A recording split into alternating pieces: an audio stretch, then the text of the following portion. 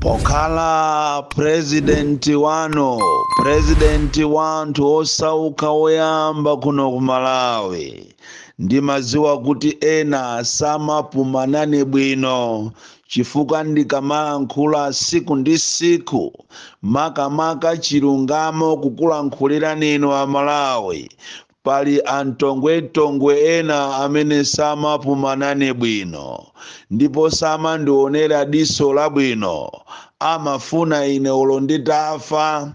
Tinanenapo pakati apo kunena kuti pakati panopa kuli mapulani kuchokera ku boma la MCP limene achita lilizi ndalama zambiri zimene zizi ndalama zili ndi komiti yake, ndipo komiti imene cholinga chake ndikuonesesa kuti azigula atolankhani, kugula andale opepera, kugula maaktivistiso opepera, komanso kupereka ndalama kwa maaktivist ena opepera amene akati adya amadya kuzera kwa andale.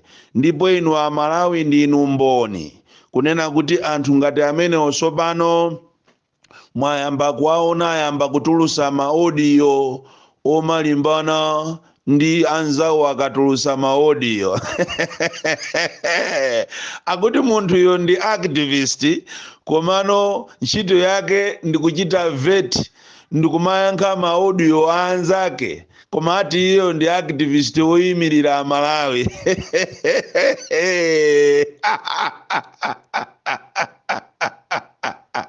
Chino ndichoopsa kwambiri. Mwana wa Chabe, born Kalindo, from Njeza village TA Mabuka box 76, Mulanje Malawi, Southern Africa. Munyanane ndipo simunati, ndipo nde ndalama muono ngati zochuluka. Komabe tithokoze Mulungu amakhala ndi plani pamene munthu wapanika, pamene ena akusowa zochita akupeza kandalama ndithu kuzera ku chipani cha MCP ndi boma lolephera ili akumadya ndithu kangachepe kuchoka all the way from South Africa umphawi utavuta, komanso kuchoka muzombamu umphawi utavuta ndikumadya ndithu. Zili bwino panopa mwayamba kugwirisa ntchito sopano aganyu zonena zitakutherani nde mwayamba kumagwirisa ntchito aganyu kuti azilimbana ndi Born Kalindo, komanso maactivist ena a genuine amene akuwayimirira a Malawi zenizeni.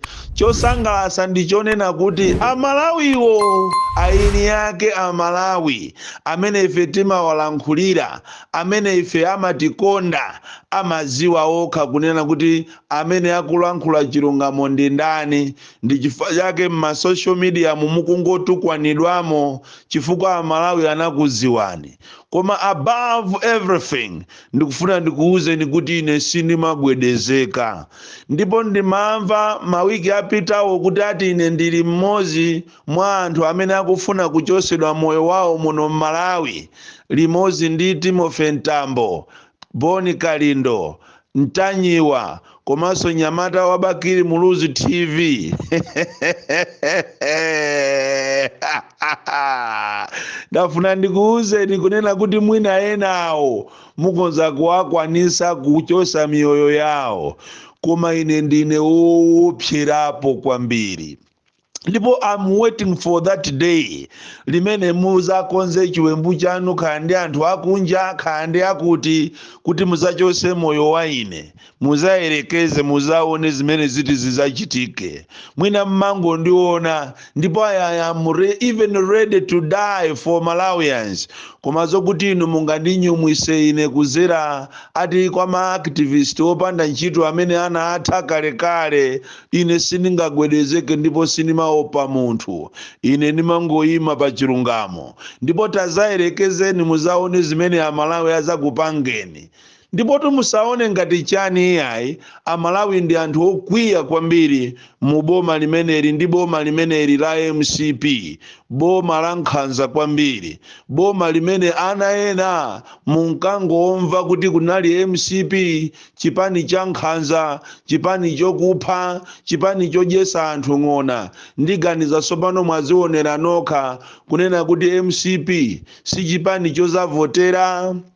Ndipo zisankho zimene zikubwerazi ndikufuna ndikupempheni inu ana amene mwangobadwa kumene kunena kuti zisankho zikubwerazi ngati mukufuna kukavota kukasankha atsogoleri, yang'anani ku UDF, yang'anani ku Afodi, yang'anani ku DPP, yang'anani mwina ku chipani mwina cha Ambewe ndi zipani zina za genuine, osakhala china chilichonse.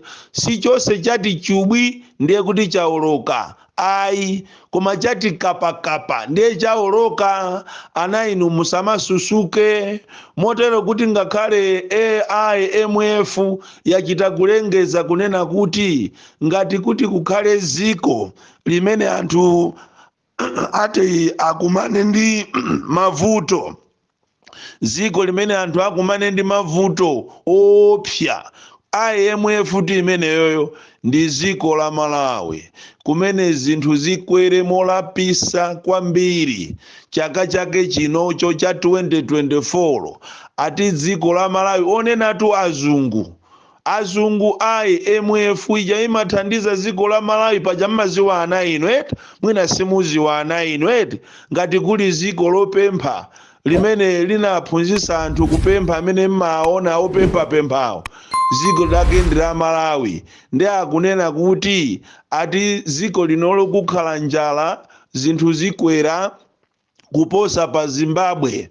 Paja nthawi inake ku Zimbabwe anthu amanyamula ndalama mu galimoto lole, koma kukasindisa ku banki imakakhala 10,000 kwacha.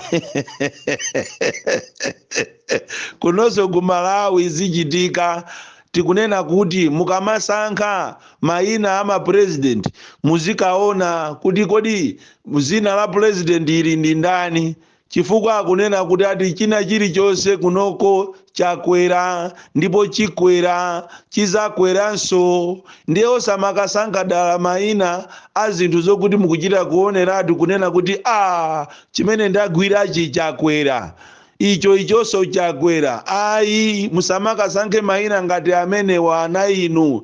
Tikunena tu ana inu amene mwangobadwa kumene, amene simukuziwa kuti dziko lanu likupita kuti. Ndiye mukayang'ane usogoleri wa ku UDF, mukayang'ane usogoleri wa ku DPP, mukayang'ane usogoleri wa kwa Mbewe, mukayang'ane usogoleri wa Ford. Ndipo malipoti amene ine ndikulandira ngati president wa anthu osauka pamene tikukonzekera ulendo opita kumakayendera ma president amenewa, anthu akunena kuti inu a opposition musagone ndipo mupange chimvano cha mavu, mukhale pamodzi mugwirizane kumeneko. Makamaka inu a DPP, UDF, Afodi ndi zipani zokhazo zimene Amalawi aziyika pasogolo kuzikhulupirira, ati musapange manyaka ndipo asaone wina wache osusuka adana naye akugwira ntchito ndi ng'onazi, akugwira ntchito ndi afitiwa, akugwira ntchito ndi anthu okuphawa, akuti asakuoneni mukupanga zimenezo.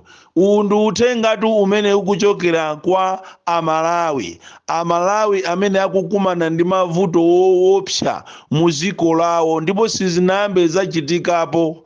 Inu taona ni ziko la atsogoleri ongoziwa kuba, koma alibe welfare ya anthu, kuyang'ana anthu amene akuvutikira, anthu amene analandira pensioni akulephera kuchita access ndalama zawo, kufufuza amangoti mbwere mawa koma ndalamazo zitabedwa.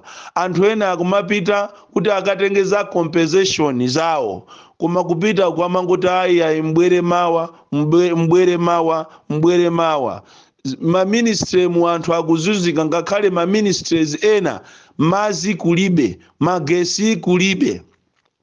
kodi tu ziliko tu kuiona office ndi office, department ndi department, kumapezeka kuti kumeneko kulibeko mazi, kulibeko magesi.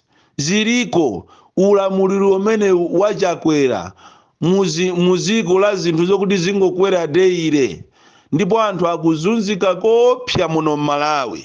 Choncho ndikupempheni kunena kuti osazapanga mistake ya daladala.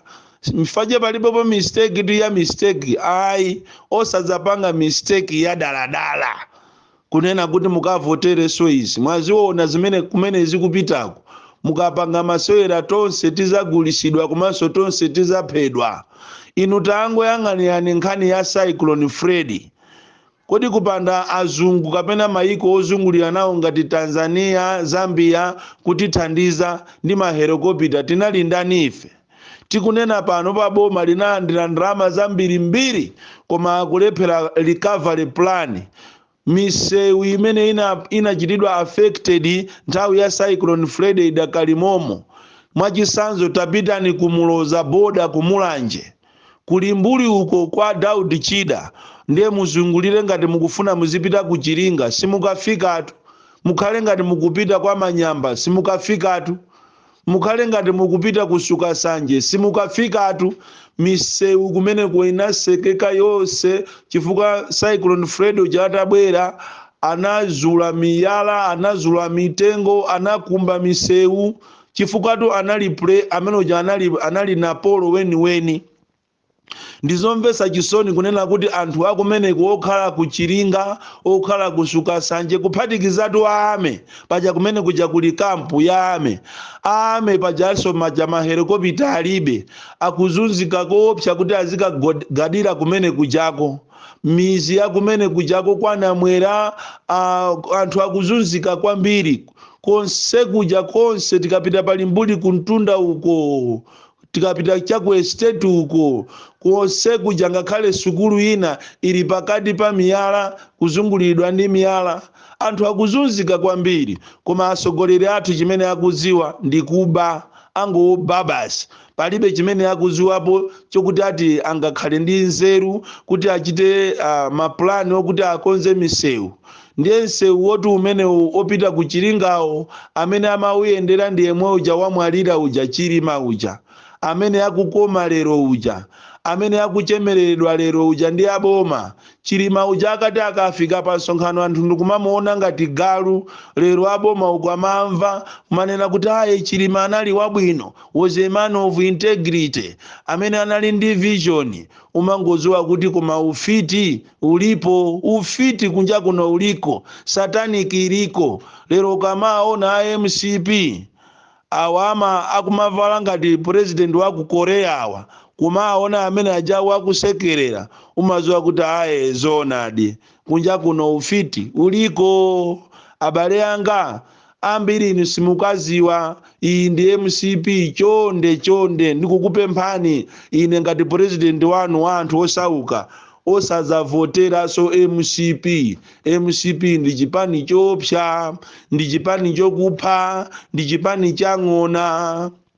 Ana anu azalira inu mutamwalira chifukwa anthu awawa ndi anthu opsa kwambiri. Taona ni miliri imene ikubwera muno Malawi, ndiye kuti Mulungu is saying something. Koma tikuyenera tiyang'ane apapa, the writing is on the wall. Awa kuyenera azipita basi ziko lawakanika. Ondifuna ndipeze ine ndiboni kalendo sinimaopa. Olo mutachita gangi apo anthu anu ochuluka motani to attack me, mwachepa kwambiri. The DC mwana wopya kwambiri.